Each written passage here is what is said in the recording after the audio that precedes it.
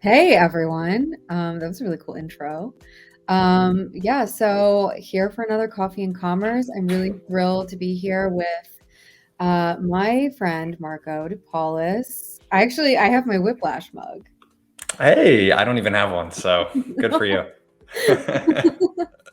I feel very special. Yeah, You so are. Marco and I have worked together in the past, and we've just, been in each other's vicinities because if there's anything about e-commerce, it's a very small world. Hmm. So I'm just gonna start by saying there was a time when everything I knew about e-commerce, I knew from Marco. That's So tell us awesome. a little bit about yourself. Yeah, thank you for having me again. Excited. Very much in need of some more coffee, so this is perfect. My name is Marco de Paulis, Director of Partnerships at Whiplash. Whiplash is a 3PL or third-party logistics company. So we fulfill, orders and packages for hundreds of different brands. A little bit about myself. I got into kind of the digital e-commerce space in around 2015, 2016. I worked for a few different agencies. So starting at like a design agency, moving to a development agency, and then specifically to a Shopify Plus agency where we started working together EM. And after kind of, having lots of interesting experiences across different agencies, working with brands directly, and then working with all the different technology platforms from like a partnership and consulting perspective, jumped over to the SaaS tech side of the world. Worked at Privy and headed up agency partnerships there, and then just found myself at Whiplash earlier in 2021 in July. So brings me here to the lovely world of post-purchase, and my experience has kind of helped me get the full view of e-commerce from the digital marketing efforts from the very first portion of the funnel all the way down through the different technology stacks, mid-funnel, and now post-purchase with Whiplash. That's exactly why I wanted to talk to you about this topic today, which is, having a more holistic view of that e-commerce customer journey. I feel like in the post-purchase world, we're kind of siloed into like, okay, you're back there. But, Hmm. it can really affect every point of the customer journey. I like to think of it more of like a circle than a line. Agreed. Yeah. So I guess I want to start by just asking, tell me some of the very interesting trends that you've seen popping up in our industry. Yeah. So I think what's been most fascinating recently is the huge changes to top of funnel advertising, particularly like Facebook and Instagram. I know that it's been talked about a lot because everyone's been freaking out for 6, 9 months about the upcoming changes. Now that they're here, how are brands reacting and responding and getting creative to the rising costs of the actual acquisition of customers, the rising costs of advertising, and overall how that affects profitability. So what's interesting on the post-purchase and fulfillment side, we're seeing a lot of like testing of new channels. And what we're seeing particularly is like the retail testing, where, it's kind of full circle, whether it's, streaming, kind of breaking away from cable and coming back around and almost becoming like a whole cable thing again, where you have 10 streaming platforms. We're kind of back there with e-commerce, where now the brands who have been super anti-retail for the past few years, they need more exposure at a place where they know they can get it with similar brands, with stores who have good footprints. And so now a lot of brands that we're seeing, we're getting requests to help fulfill their retail like every other day. And so for me, that means different partnerships with products who can kind of bridge that gap from e-commerce to retail. And it's been really interesting to see, just from a fulfillment perspective, how that picks up the volume, how that helps brands get pretty big cash injections, and how they're leveraging that, and how they're sort of growing in different markets based on where their retail presence is. So that's been really, really fascinating to see. And from a consumer perspective, it's kind of cool. I think it makes sense, and it's nice to see more modern brands in a retail setting when you do go to a retail setting now. Yeah, it's interesting to see it outside of New York City too, because I remember Yeah. walking down Fifth Avenue, you see like the Bonobo store and you see the Outdoor Voices pop up, and it's just like, your Instagram feed is in real life, I guess. Yeah, But now totally. it's sort of everywhere, and I'm seeing these brands pop up in um, like Walmart even, or Target. Yep. Yeah, they're Yeah, and the Macy's, the Bloomingdale's, the Nordstroms, like those are some really big requests now that we're seeing from the brands we're working with. So clearly the retailers are trying to take advantage of this, dilemma that the e-commerce brands are having. They're also trying to pivot themselves and, kind of salvage their businesses and whatnot. So I think that's one of the most interesting trends that we've seen just kind of across the board. And it's I guess bittersweet in a way. Like I think it's good that it's harder from like a marketing perspective, top of funnel in certain areas, because brands can't be complacent. They can't just use the same old playbook. They have to really, try new things, test new things, focus more on their brand, focus more on retention, the farther down aspects of the funnel, right? Rather than just kind of using the hacks at the top of the funnel, through some of the marketing automation that's they've been using from like the ad perspective. Yeah, I want to take that idea of like, the way that marketing used to be done, when cost of acquisition used to be really low and there wasn't as much competition, and now things are changing, and it's sort of like, to tie in the theme of this, every step of that customer journey has to be done with more intention, to Hmm. get that second purchase, to get that repeat purchase. So if you had to break it down and identify some of, I guess, the most important, or maybe not the most important because everything's important, but some key points in that customer journey, what would you say they would be? Or I think the one that stands out to me the most, where brands typically have focused on the least, was the point of conversion and post purchase, right? Like when we were working at the agency together, I'm sure you recall, there was such a focus on the marketing aspect. So, the paid advertising, top of funnel, the email marketing to get that first purchase, right? And a little bit of a focus around repeat purchases and retention, but not nearly enough as I think brands should have been focusing on it. And now we're seeing more of, I think more solutions, more apps, more consulting and thought leadership around how do you really leverage that. I think to me, it's like where the most trust is built. It's when I put my credit card in.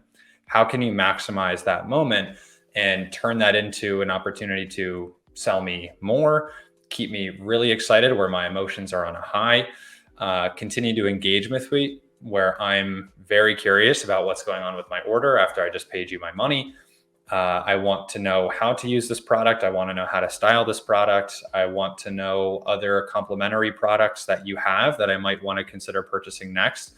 And it's finally starting to get the attention it needs because, going back to the first point, acquisition is now taking such a big hit.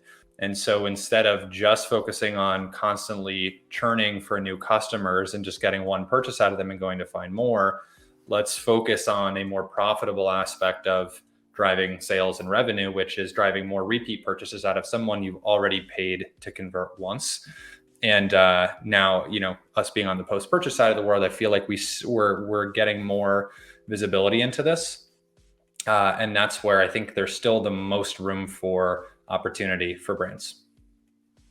That is a very good point. I always love to, fit post-purchase into it. So I think we can both say that post-purchase is a very neglected part of the customer journey. It's like finally getting, the attention it deserves. But I guess as far as like, issues that merchants have, there are a lot that happen, and, after, I would say maybe between putting in your credit card and, opening the box, there's a lot that can go wrong. There's a lot of times that brands drop the ball. It's okay. We're all human. But kind of like taking that conversion minded, approach.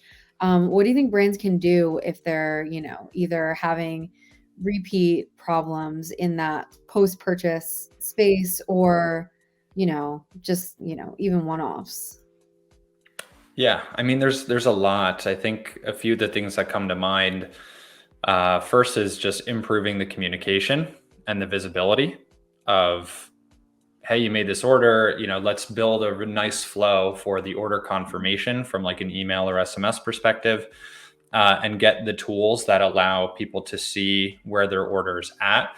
I know that those have been getting increasingly popular. We're working a lot with Malomo there, to improve the visibility of packages from the warehouse perspective to the carrier when it's actually on a truck and getting ready for delivery. Of course, getting into returns, because depending on the industry, returns can be as high as like 35% of orders. And so how do you make that a pleasant experience and really a key moment where you can focus on retaining revenue, even driving another purchase through returns, or at least an exchange, things like that. So I think there's a lot of opportunity to focus there. There's some interesting solutions around subscriptions or repeat purchases that some have been around for a while. Some are a little bit newer and really interesting. And then, of course, I think kind of back to the messaging and marketing, how do you stay in touch, add value, really get people excited about, the product that they have, from reviews to recommending other products, to kind of cross-sell and upsell. So there's quite a bit, but I think there's like a few sort of key areas that I just touched on there where you can start to focus, and then there's always more bells and whistles you can utilize for all these different tools and platforms. Yeah. Now kind of speaking on those bells and whistles, I think we're both big like tech stack nerds. So I guess, if we have merchants that are listening to this or reading the blog afterwards, if you had to put together your A team of tech stack, what do you think needs to be included for a merchant that wants to scale? Like what might sort of be like, extra? What might be something they absolutely need to have? How would you build that out?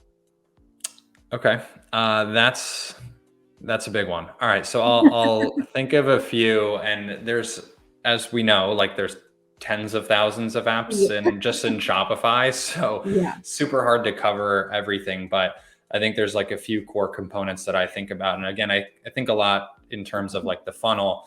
And Mhm. so starting at the top, email and SMS, of course, whether that's a Klaviyo, an OmniSend, a PostScript, and Attentive, like those are just absolutely critical to driving that first purchase and getting into repeat purchases. Reviews and user generated content, of course, critical to driving that first sale. The big ones, Yapo, Alma Mater, Okendo. I think as you get bigger, customer service is really, really important, and something like a help desk, so a Gorgeous. Of course, returns management. So there's quite a few good players there. ReturnLogic, of course, being a standout. But that's something that is becoming increasingly important because, again, returns are not going away. I think for a long time, people tried to push returns off and make it hard to return things. And there's been a whole new, way of thinking that like, no, returns are not bad, but it's a key opportunity. It's another touch point in that journey to build a good relationship, and to, get someone coming back and get them to be happy and confident to make another purchase, even if something may not fit right or whatnot. And then getting into things like post-purchase. So Malomo, I like a lot for that. And then the repeat, I think, conversions. Can you do subscriptions for your brand with something like a recharge or repeat? I've been seeing a lot now for a lot of really unique use cases around sort of automating messaging for replenishing orders if you're not on a subscription, which I really, really like. So a lot more focus again, like on the post-purchase stuff that we're seeing now over the past couple of years than 5-6 years ago. But that's kind of how I think about the funnel and some of the key core solutions you should be looking at. Yeah, and I think that, yeah, as a bare minimum, as a merchant, you should probably have at least one of, every one of those. It's like a Definitely. build your own, Cool. Yeah. So I guess, From there, do you have any advice that you'd want to share with merchants? Could be broad, could be related to CRO. I know that's sort of like your thing, or at least it was. You were like the CRO master. But yeah, any advice for merchants? Yeah, I mean, um, a couple things. One, you can never really stop optimizing your funnel, I think, right? Whether it's testing new solutions or just improving what you have. Something that I saw way too often when we were at the Shopify Plus agency was that you have so many solutions, but you're not really using them to the fullest. And so people pay a lot of money for different apps. They end up using 10, 20, 30% of like the features, right? And so really maximize what you have at your disposal because there's a lot that you can eke out of those different solutions. And then again, just maximizing for conversions wherever you can through those different apps and whatnot. Of course, on your site, your messaging every step of the funnel. The other piece that I have a lot of friends, as do you, who are building e-commerce brands and building products and things like that. And I think now more than ever, you really have to focus on the brand and building a really strong connection with consumers, because now that the top of the funnel again is really taking a hit in terms of profitability and just overall acquisition, the brands who are going to outlast these changes and survive are the ones who have a really clear mission and really clear values and purpose for why they're here. That builds a really strong connection with consumers. That gets them coming back and staying with you and being super loyal and marketing for you. And I think that that's probably one of the biggest changes we're going to be seeing over the next couple of years. Is the brands who survive are the ones who have a strong brand, a strong ethos, and the ones who have just always relied on like super cheap acquisition costs. They're going to fall by the wayside if they're not really differentiated. Thank you. I actually have a follow-up question for your first Yep. point, which was, making sure that you're using all of the features. How would a brand know if they're using all the features, if the app's really working for them? Do you have any tips, best practices? Uh, I mean, I start by logging in and going through everything that's there. I remember, like, again, just kind of looking back at the agency days, most people wouldn't log into an app for 4 to 6 months. They'd install it, they do one or two things, and they'd leave it, and they think that would be sufficient. So most of the time, there's more to use in there. Log in, play around, watch some YouTube videos on how to use it, go through some of the help docs and learn about the features. I think start there. It's kind of like anything. If you are curious enough to find, what it can do, just ask some questions, dig around, click around, look some things up, and you'll find some really good applications. Awesome. Thank you. I'm not sure if we have any questions, but we'll leave like, a little bit of time open for Q&A. Thank you so much, Marco. Your expertise Totally. is truly appreciated. And I know we only scratched like the tip of the iceberg, so we're gonna have you on again and just pick one of these things and talk about it in detail. To Yeah, help people that'll get be to figure fun. out their entire afternoon. Let's do a whole virtual summit. Yeah. Marco's opinions on e-commerce. We'll get maybe two attendees, including my mom. Marcon. Yeah. Okay, so I guess last call for questions. All right, so I think we're good. We're gonna wrap it up, but Yeah. if you're joining us late, this is gonna be on a blog. We will share it. And Marco, thanks again so much for being here. Yeah, absolutely. No, really appreciate you having me. Thank you for the consideration. Always happy to chat with folks. I'm always on LinkedIn, so you can just find me there, Marco de Paulis. And yeah, thanks again, Em. It was a pleasure. Of course. Thanks. All right, have a good one. Bye. Bye.